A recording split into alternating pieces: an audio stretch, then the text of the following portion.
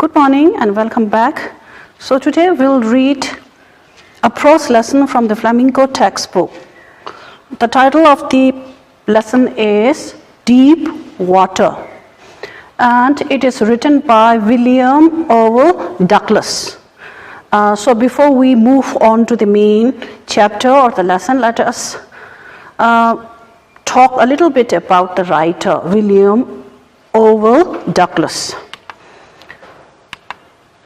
So Douglas was a leading advocate of individual rights, and he was a judge at the Supreme Court of USA. So last time we read John Keats. He was a British or an English poet, and today we are going to read a lesson written by an American writer. Okay, Douglas retired in 1975 with a term lasting 36 years. So that is a very long, you can say, year. And he remains the longest serving justice in the history of the court. As I said, he had remained as a practicing judge for such a long time. And he is known as the longest serving justice in the history of any court in the world. And the following lesson that we are going to read is an extract taken from his autobiography called Of Men and Mountains. So the part that we are going to read today is an extract, a small piece taken from that autobiography. Okay, so before we move on to the main lesson, we will do pre-reading. Pre-reading is very important. So whenever you read something, you have to first do a little bit of pre-reading activities or exercises. Even if you are reading a storybook, first thing that you should do is spend a little time to ponder about the title, if there are pictures. Look at the pictures and see what the pictures are saying. And you can also think about the writer. If you don't have any idea about the writer, try to guess a little bit about the writer, where he is from which age he belonged to. This will help you in understanding his writings. So for that purpose, today also we'll do pre-reading before we move on to the lesson. Okay, look at this picture here, photograph. What do you see? It's a deep water, right? It's a deep water. And we also have this phrase here, deep water. So when you look at this picture or when you read this phrase, deep water, what feelings come into your mind? What are the feelings that is excited by the thought of deep water or the sight of deep water in your mind? Try to list down those feelings. So what are the different feelings that comes into your mind? What are the feelings that you associate with deep water? Okay, so I hope you have thought about few feelings. Now, next is differentiate those feelings into two categories: good feelings and bad feelings, or positive feelings and negative feelings. Just forget about the good feelings. Think about the bad feelings that are brought by looking at or thinking about deep water. What are the bad feelings that come into your mind or thought? Okay, so I hope you have thought about those bad feelings that you associate with deep water or the sight of deep water. And I'm pretty sure many of you have come with this feeling, this common feeling that most of us associate with deep water or thought of deep water, and that feeling is fear. Did this feeling come into your mind? Many of you might have come across this thought or feeling. Now let us discuss what is fear. So fear is an unpleasant emotion caused by the threat of danger, pain, or harm. So it is an unpleasant feeling that we sense whenever, whenever we sense danger or pain or harm in our lives. So maybe many of you may associate fear with deep water. Okay, next is, what is a synonym of fear? Can you think of a synonym of fear? Synonym means word which has a similar meaning. So we can say phobia, right? Phobia is a synonym for fear. Phobia means an extreme or irrational fear of or aversion to something. So they are similar to each other. Okay? Now, next what we will do is we'll try to develop a vocabulary. Okay? So because language can be learned in that way, when we associate things to each other, combine, integrate, as I said, with each other, we learn faster. So we are going to do a little bit of vocabulary development here and talk about the same registry of words. So common phobias in our lives, or common phobias that many people face in their life. What are the common phobias? Okay, the first phobia is fear of water. As the lesson itself is associated with water, the first is fear of water.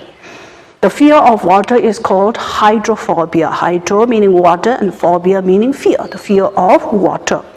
Next is fear of heights. Some people are extremely scared or they are feeling uncomfortable when they go to extreme heights. And what is it called? It is called acrophobia. Acrophobia. Okay. Next is fear of spiders. Especially women or girls are scared of spiders. And the term for that fear is called arachnophobia.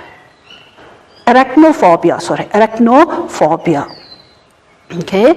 Next is the fear of snakes. Many people are scared of snakes. They feel uncomfortable even at the sight of snakes. Such a fear is called ophidiophobia. Okay, ophidiophobia. The next fear is fear of confined or crowded places. Many people feel uncomfortable, uneasy when they are in crowded place or when they are in enclosed, small, spaced places. Such a fear is called claustrophobia. So these are different phobias or fears that people have in their life. There are many of these phobias in our life. Okay. Next, the effect of fear in human life. Now it is important for us to understand the effect, the impact of fear in our life. What does fear do to us in our life? That is very important for us to understand. Okay. Fear stops emotional growth and feelings. So if we have fear in our mind, then it stops emotional growth and feelings. We are not able to express our emotions and feelings. We become recluses. We try to remain isolated from others. It keeps one feeling powerless and a victim. Again, if we have fear, then we are like a victim. Okay, so it makes us powerless. It deprives us of power to do anything in our life. Fear also stops communication, trust, and emotions. Emotions I talked in the first. So here again, it stops communication. For example, in the class, if a teacher asks you questions, even if you know the answer, you are not ready to stand up and give the answer. Why? Because you have a fear. fear of getting scolded, fear of making mistakes, fear of being laughed at. So because of that, you are not able to communicate what you know, and you do not trust your teachers, you do not trust your peers, all because of your fear. So fear is something that deprives you of the power to communicate what you know. Okay, next, it restrains a person from doing things in life. As I said, if there is no trust, if there is no communication, if there is no power, then a person is not able to do anything in life. Even if he has the qualities, even if he has the abilities and the skills and the talents to do something, he is not able to do anything because of the fear. So fear is like a brake in our life, which stops us from doing anything useful. It deprives one of many beautiful activities and experiences in life. So it deprives many beautiful things in our life. We are not able to enjoy many things which other people enjoy. People who are not scared of, people who are not frightened, enjoy many beautiful things and activities in life. But if we have these fears or phobias, then we are not able to enjoy any of these like the other normal people. So these are the effects of fear in human life, or negative effects. But it doesn't mean that fear has negative effects or impacts and no positive impacts. If we look at the positive side, fear also can have positive impacts. For example, it might restrain us from doing negative activities like murder, burglary, and theft. All these are stopped by the fear of getting punished. That is a positive or good impact on our life. Anyway, since this lesson is related to the ill effects of bad effects of fear, we have put more of these here. Okay, next is I want you to practice writing, because till now you listened and read. To learn something holistically, it is important for you to practice everything. So we have a writing assignment here. What you should do is look up the fear you suffer from and write a few lines on or about it. You can look up in internet for the fear that you suffer from or for the fear that your family members suffer from, and write a few lines on or about it.